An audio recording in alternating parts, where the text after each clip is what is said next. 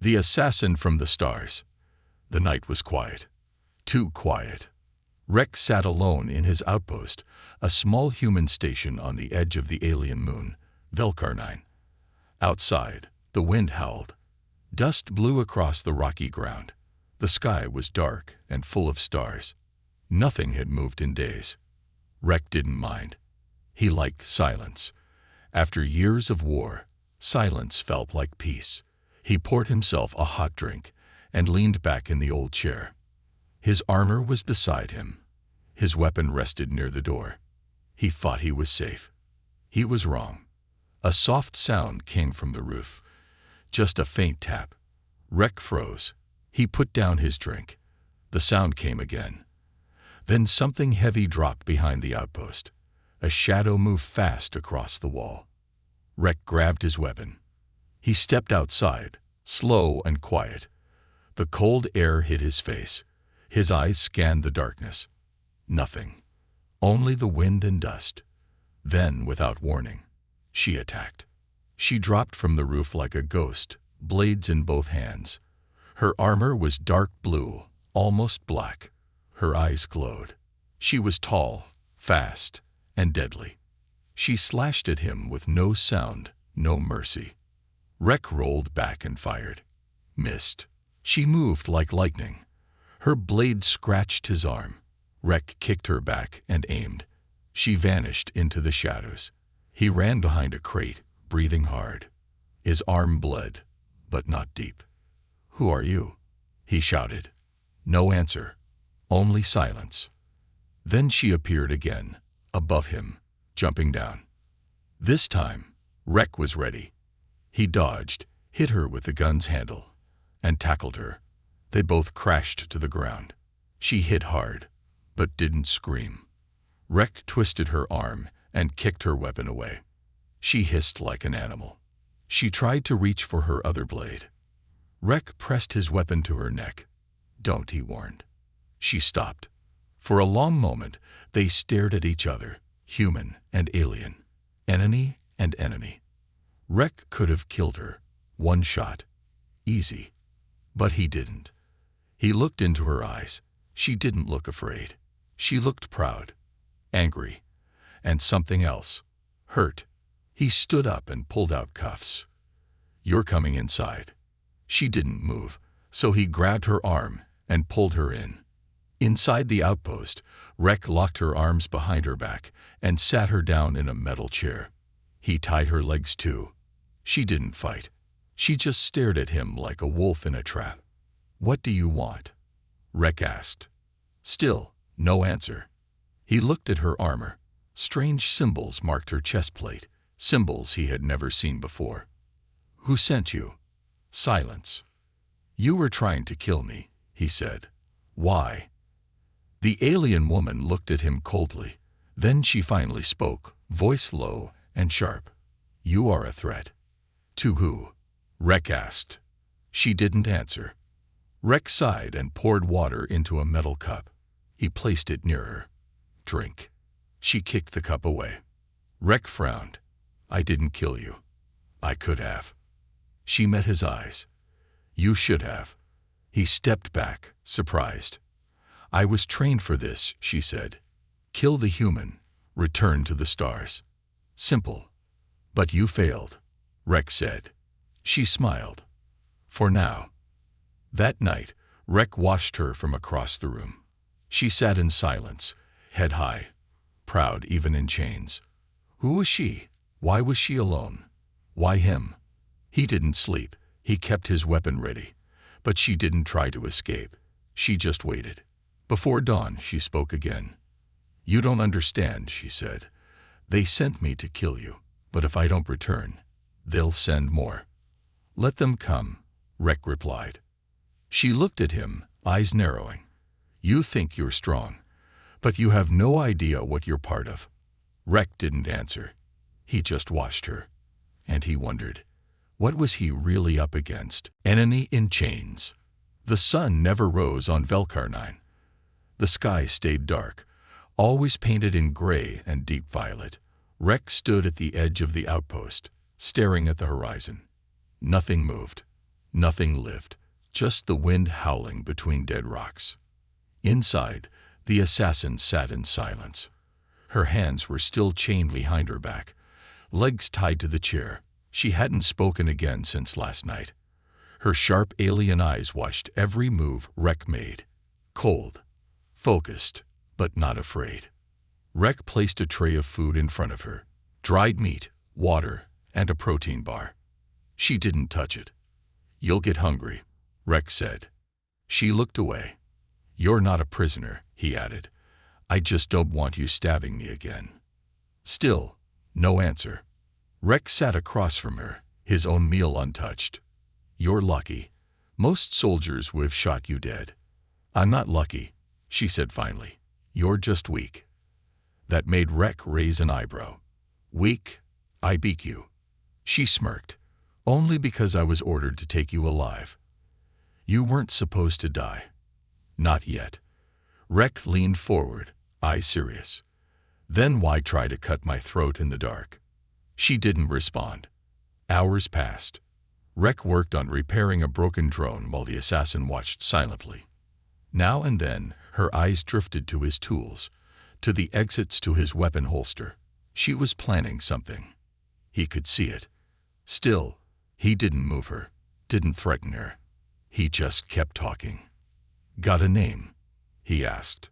Silence. He nodded. "All right. I'll call you Ghost." She raised one brow. "Why?" "You move like one. And you're not much for talking." The alien woman didn't laugh.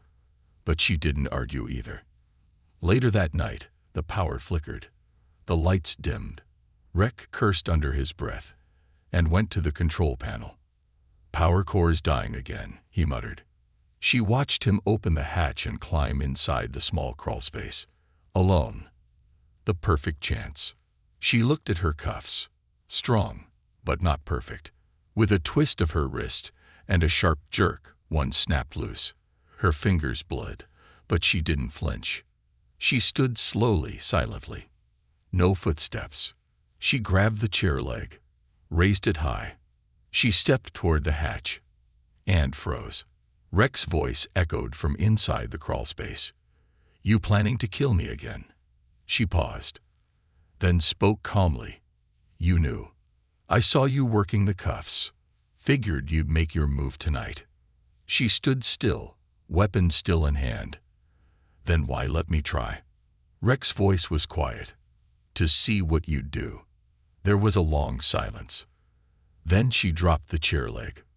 Rek climbed out, face covered in dust, holding a broken wire. "Power core's almost dead. If this place goes dark, we both freeze." She said nothing. Rek looked at her freed hands. "You want to escape, go ahead. But there's nowhere to run. No ships, no beacons, just death and wind." The assassin stared at him. Her eyes were no longer full of hate, just confusion. "You're not what I expected," she said. "What did you expect?" "A killer, a beast, a monster. Not this." Rek sat down across from her again. "I've been all those things. Maybe still am." She lowered her eyes. Her hands slowly rested on the table, palms up. Not a threat. A signal. Rek didn't cuff her again. By morning, she finally ate. Slowly, carefully. Rek didn't say anything. He just nodded. "Why didn't you kill me?" she asked. He looked at her for a moment, then said, "Because I've killed enough. And maybe I wanted answers." She looked away, jaw clenched. "I was born for this," she whispered. "Taken as a child. Trained by the order of Krell. Taught to hate humans. To hunt them." "You believed them?" Rek asked. "I didn't question them." She looked him in the eyes now. "Until now." Later, Rek studied her armor. He wiped away dust and blood from the chest plate. The symbol was there, an eye with 3 sharp claws around it. He showed it to her. "What does this mean?" She hesitated. "It's the mark of a death squad," she said. "Only elite assassins wear it. The ones who never fail." Rek raised an eyebrow. So you're the best. Not anymore, she muttered. That night, the wind outside grew louder. Then something strange happened. A soft, high-pitched signal buzzed through the outpost speakers. Rek jumped up. That's not one of ours. She stood too. Her face went pale. That's a call from the Krull command ship, she said. They've locked onto your signal. They know I failed. Rek turned toward her, eyes narrowing. What will they do? She looked at him, truly afraid now. They won't send another assassin this time. Then what? They'll send a purifier to erase this place, and both of us with it. Hunted by her own. The signal didn't stop. It kept pulsing, soft, high, constant. It echoed through the outpost like a ghost's cry. Rek stood frozen, listening. The assassin paced near the corner, chains gone, but still staying. Not running, not hiding. She was afraid. I've heard this before, she whispered. Once. Long ago. Rek glanced at her. What is it? It's a command beacon, she said. It calls the purifier ship. Not to speak, not to ask questions, only to burn. Rek looked out the window. The horizon was still empty, but now it felt heavier, like something was coming, far beyond sight. He gripped the edge of the table. How long? Maybe a day, maybe less. He turned back to her. Why are they coming for you? She hesitated. Because I failed. And failure means I'm broken. They don't fix broken tools. They erase them. Rek gave a bitter laugh. Nice people. They trained me to be perfect, she said. I wasn't allowed to lose. But I did. I lost to you. So now, they treat me like a virus. One that must be cleansed. She looked up. And you're infected too. They had no time to waste. Rek opened the locked weapons room. He handed her a rifle, then paused. You know how to use this. She smirked. I was killing before I could walk. I can use anything. Rek nodded. He opened a crate and pulled out his old armor, scratched, heavy, human military issue. He hadn't worn it in years. As he strapped on the chest plate, the assassin watched him with interest. You were a soldier, she said. Rek didn't answer. You fought in the siege of Haller Prime, didn't you? He paused, looked at her. How do you know that? I saw your fighting style. Fast, brutal, clever. Only humans from that war fight like that. You're not just a soldier. You're a survivor. Rek looked away. I left that war a long time ago. But war didn't leave you. They began sealing the outpost, placing traps, prepping escape routes. The old place groaned and shook as wind pounded its steel walls. Outside, the air was colder now. The silence felt like a countdown. Suddenly, a red flash hit the sky. They both rushed to the window. A massive shadow had appeared above the moon's edge. Long, silent, dark as night. The purifier ship. Rek stared. That's not a warship. That's a floating grave. She nodded. It doesn't fire guns. It drops black dust. It eats metal, flesh, stone, everything. It cleans the surface like fire. Rek looked at her. Can we outrun it? No, but we can get inside it. What? There's a window, she said. 1 minute, maybe 2. When it opens a vent to release the dust, we can get in. If we reach the core and stop it, we survive. Rek shook his head. That's suicide. She stepped closer. Her voice was calm. You're already dead if you stay. They packed quickly. Weapons. Rations. Rek carried a small device from a hidden vault, a black box with a blinking blue light. What is that? She asked. My last backup, he said. A virus I stole years ago. If I upload this into their systems, it'll break their controls. It's risky, but it might work. The assassin nodded. You stole from the Krell. I used to work for people who made monsters. Then I realized they were worse than the monsters. She looked at him for a long time. "You're not what I was told. Humans, I thought you were cruel." "We are," Rex said, "but we're not hollow. We still choose." They left the outpost at night. The purifier hovered above like a god in the sky, casting long shadows across the moon's surface. Rek and the assassin moved fast through the rocks, climbing toward the loading zone. They reached a metal cliff, an old Krell vent station. "This is it," she said. "Once it opens, we jump." Rek looked at her. "And if it doesn't?" She didn't answer. The moment came. The purifier opened a side vent, just for 2 minutes.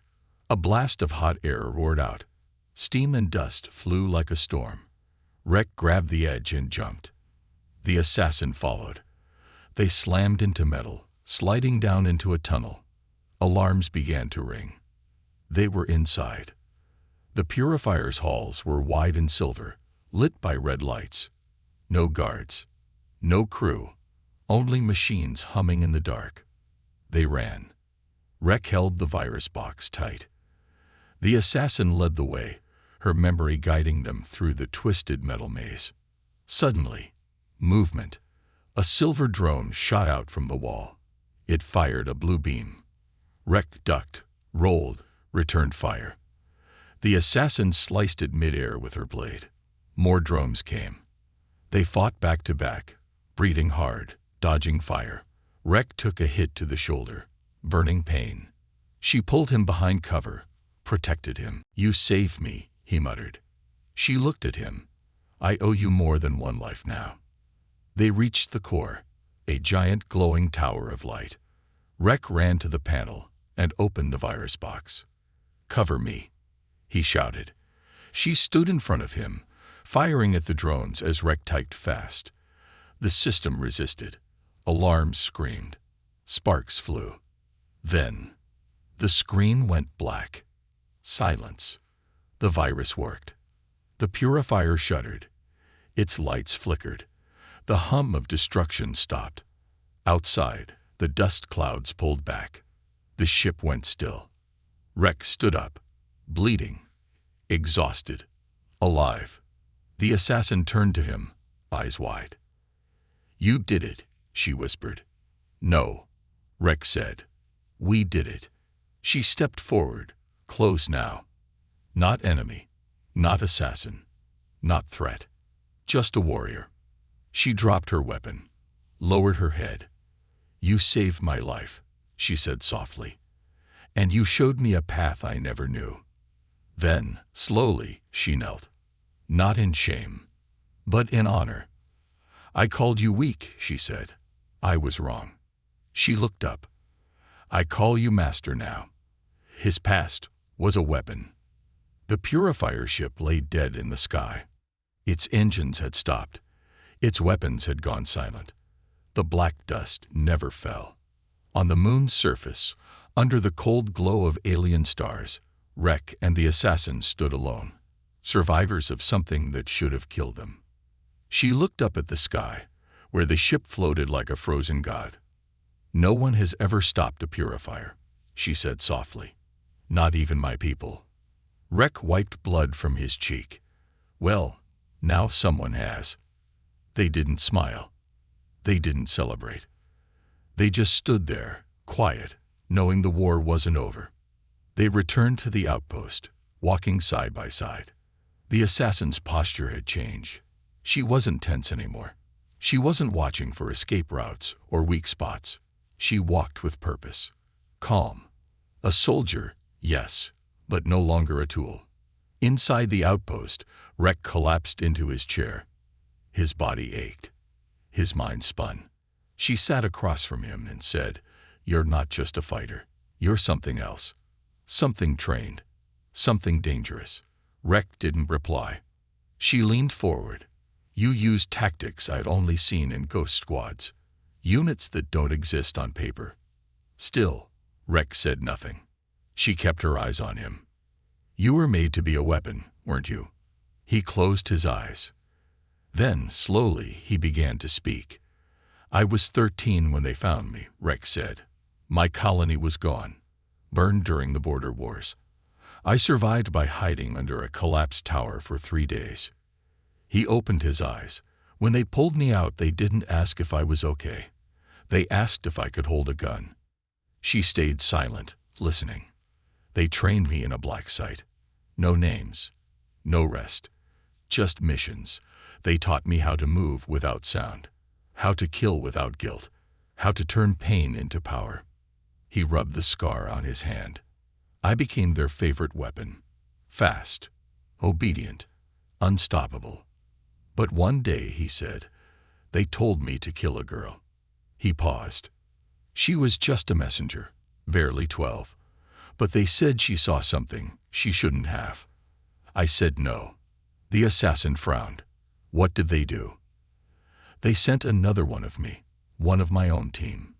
He did it, then tried to kill me too. He looked at her. That's when I ran. I faked my death, found this outpost, hid here ever since.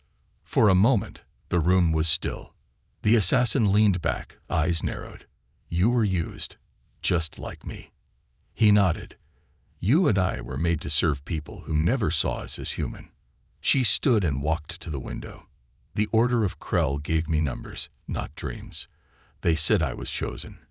But really, I was owned. She touched the window glass. Now I see what freedom tastes like. And I'm not giving it up. The next morning, Rek began training again. He moved across the rocky ground, punching, blocking, striking against air. His form was tight, precise. She watched him for a while before joining him. They trained for hours. No words, just movement. Like two wolves learning each other's rhythm. She was faster. He was heavier. She struck like lightning. He blocked like stone. Then Rek taught her something different. Fighting to kill is easy, he said. Fighting to protect, that's harder. She nodded, eyes sharp. Then teach me. Day by day, she grew stronger. Not in body, but in spirit. She learned patience. She asked questions. She studied human tactics, values, and history. She sat by the old radio and listened to Earth music, confused at first, then curious. One night, she stared at the fire and asked, Do humans believe in honor? Rek replied, Some do. Some just pretend. And you? He looked at her. I fight to protect what little honor I have left. She stared into the flames. Then maybe I'll fight for that too. Rek gave her a name. Not a number. Not a title. Kel, he said. It means reborn in old human tongues. She whispered it. Kale. The name stuck. But peace didn't last. One afternoon, as they were repairing the long-range scanner, a signal broke through. It was short, cold, robotic.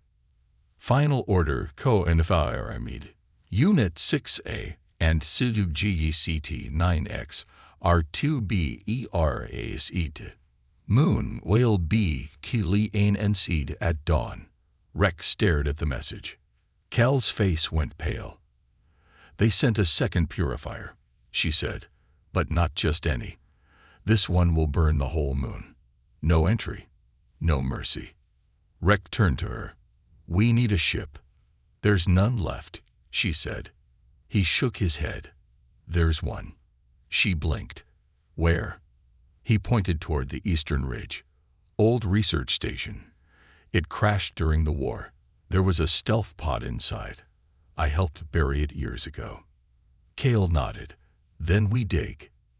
That night, they worked in silence, digging through ash and steel, pulling away broken beams. Their hands bled. Their muscles ached. But finally, they saw it. A black stealth pod, cracked but alive. Rek climbed inside. Still works. Kale stared at it, then at him. We can run, she said. Rek looked back at her. Or we can take it to them.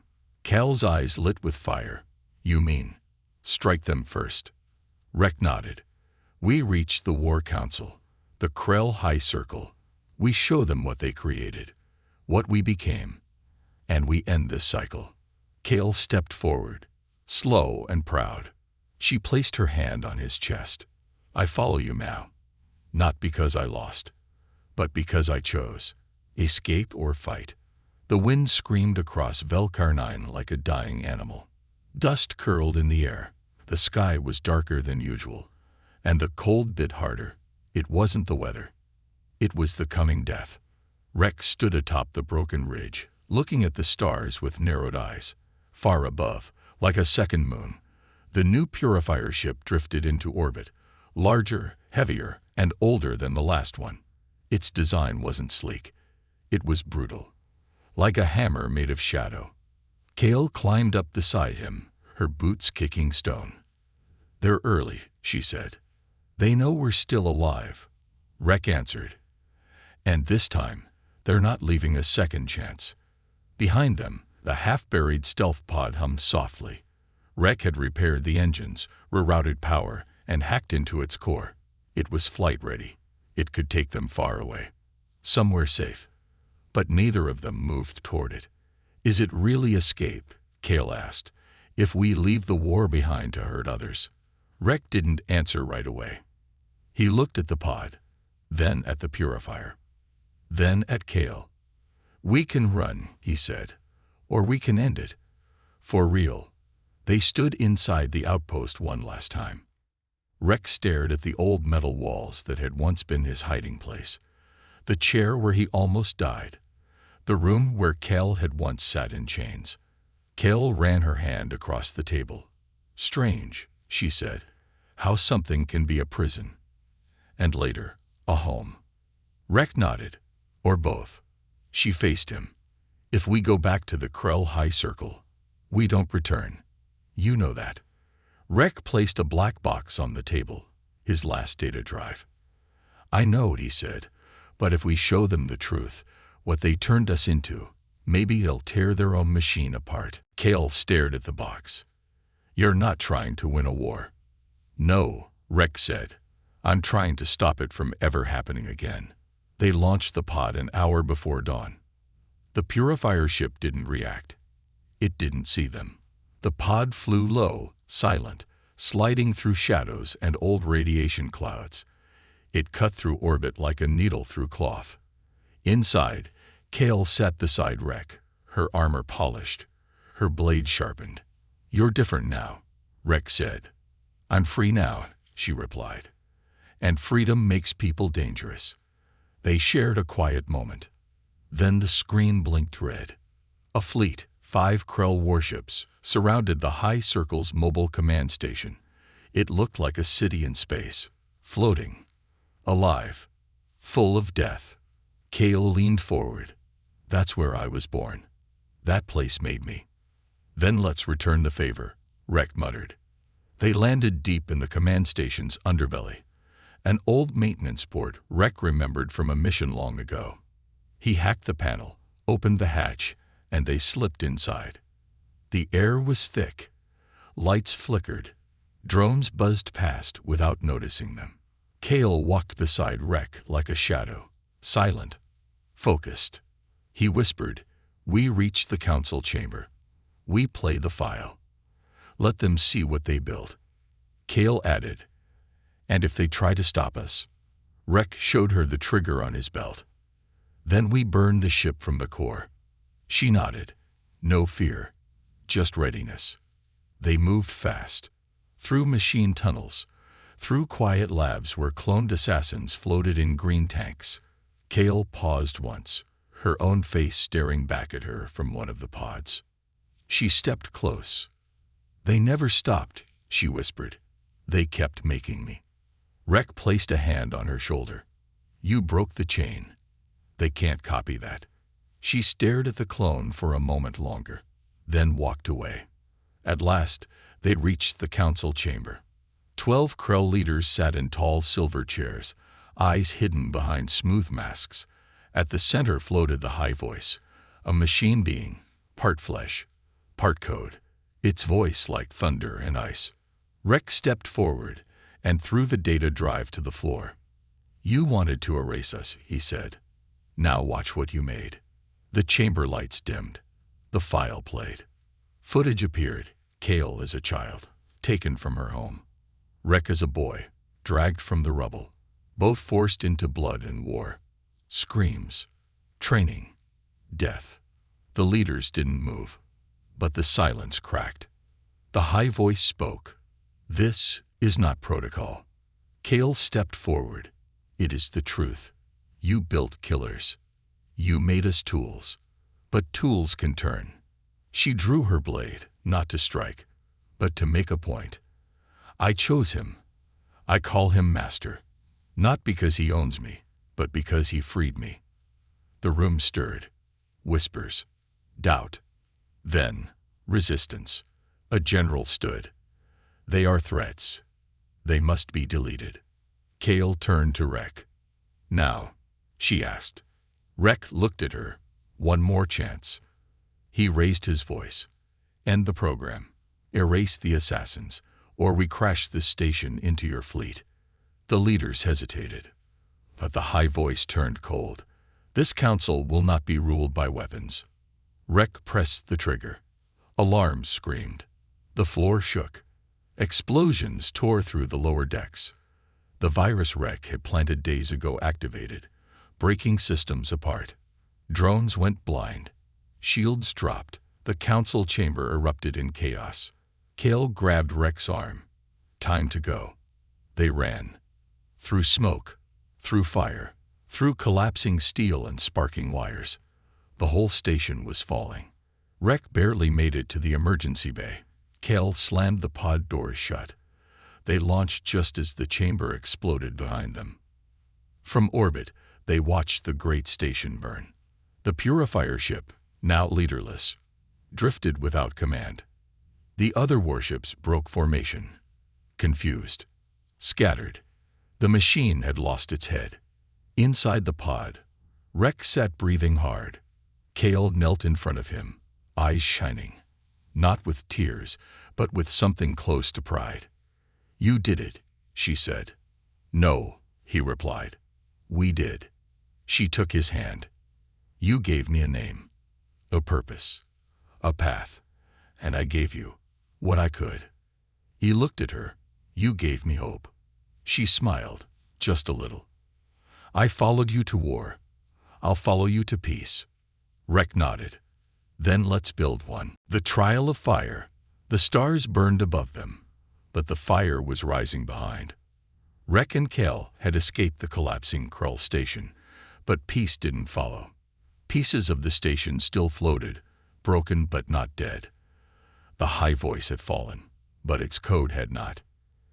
In deep space, in hidden vaults, backup protocols activated. A dark signal was sent. To one final program.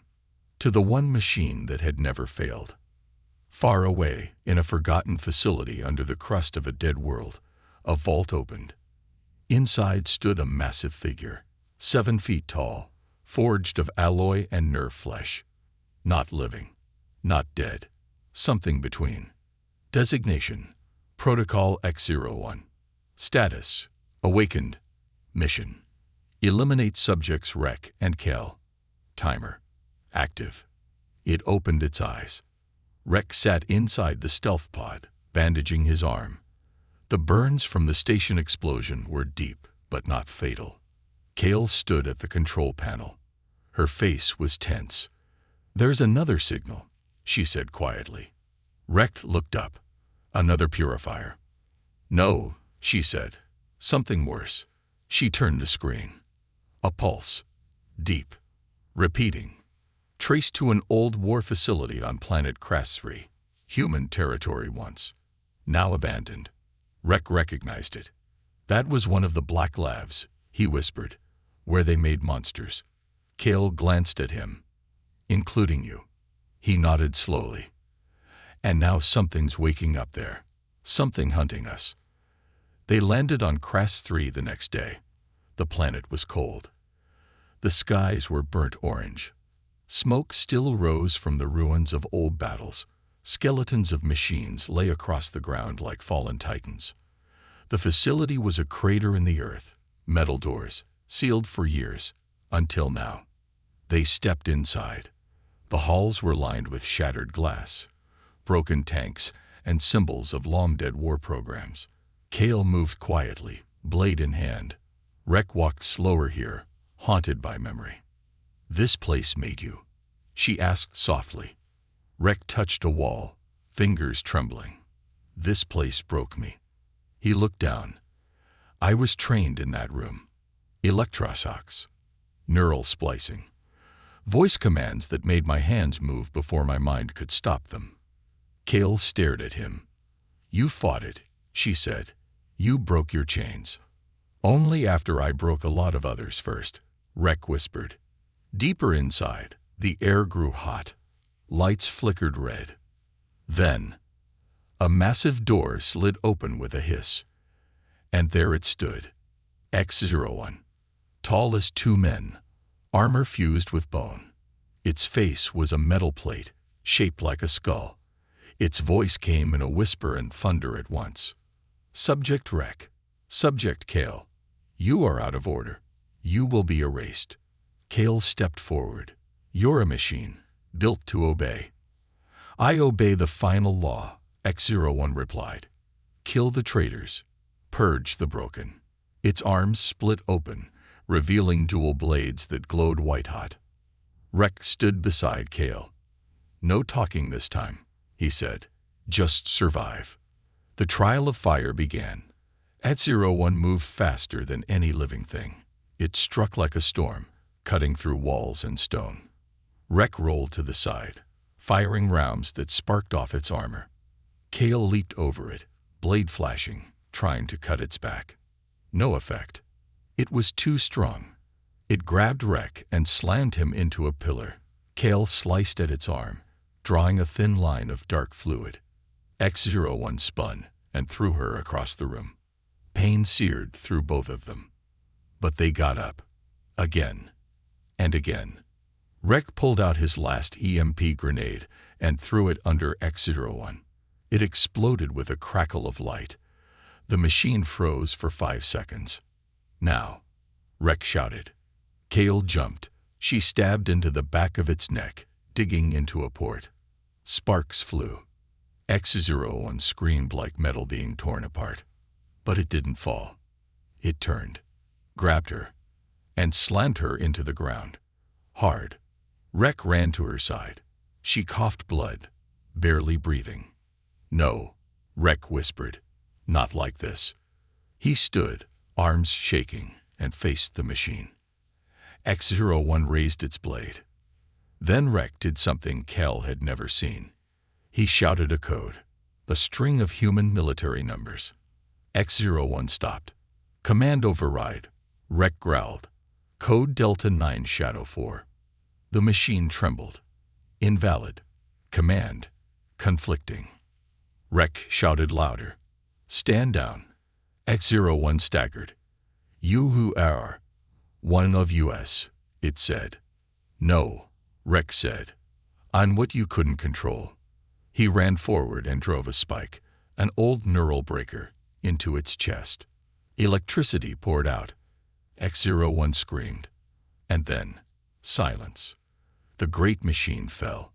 Dead. Rek dropped to his knees beside Kale. She opened her eyes. "Did we win?" He nodded. "Yeah." She smiled weakly. "Good." They dragged themselves out of the burning lab as it began to collapse. Smoke and ash filled the sky. The ghosts of the past were gone. The chains were broken. Outside, Rek sat beside Kale as the sun rose for the first time in years over Cras 3. She leaned on him. "Was that your trial?" she asked. He shook his head. "No, that was ours." She looked at him. "I would have died for you in there." He nodded. "I lived for you in there." For a moment, they said nothing. No more fighting. No more running. Just two broken souls, made whole through fire. Kale looked up. "So what now, Master?" Rex smiled. "We don't run anymore. We fight for those who can't. Master of war, master of peace." The fire had burned away the past. Cras 3 was quiet now. The dark lab had collapsed into the earth, burying its horrors forever. Rek and Kale sat at the edge of a cracked canyon, overlooking the broken land beneath a rising sun. For the first time in years, Rek didn't hear alarms, didn't feel hunted, didn't dream of war. Kale sat beside him, her armor dented, face bruised, but her eyes calm. "This is strange," she whispered. "What is?" Rek asked. "Peace." They stayed on Kras 3 for 3 days, long enough to rest, heal, and bury the last pieces of what they were. Kale carved symbols into the earth with her blade, old marks from her people, mixed with new ones she created herself. Rek didn't ask what they meant. He just watched her, knowing she was writing a story no one else ever would. On the fourth morning, a signal reached them, weak, broken, bouncing across old satellite networks. A human distress beacon. Rek turned to Kale. "It's coming from the border." "Another trap?" she asked. "Maybe," he said, "or someone else the war left behind." She stood slowly. "Then we go."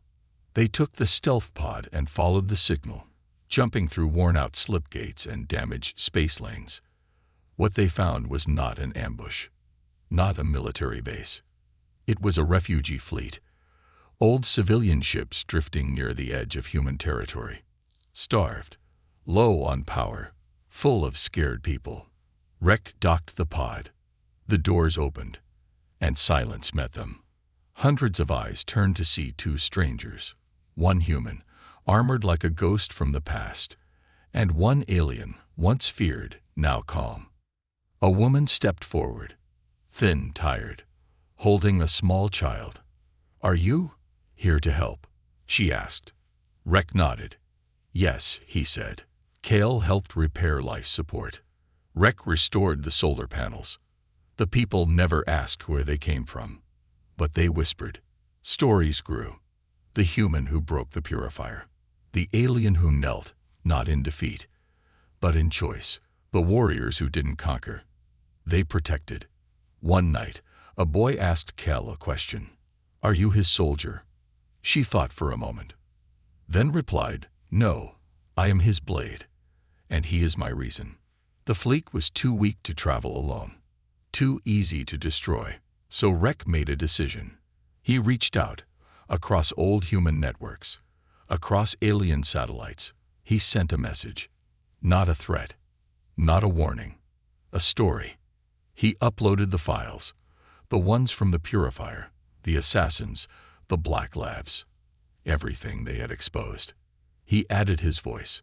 "We were made to kill, but we chose to save.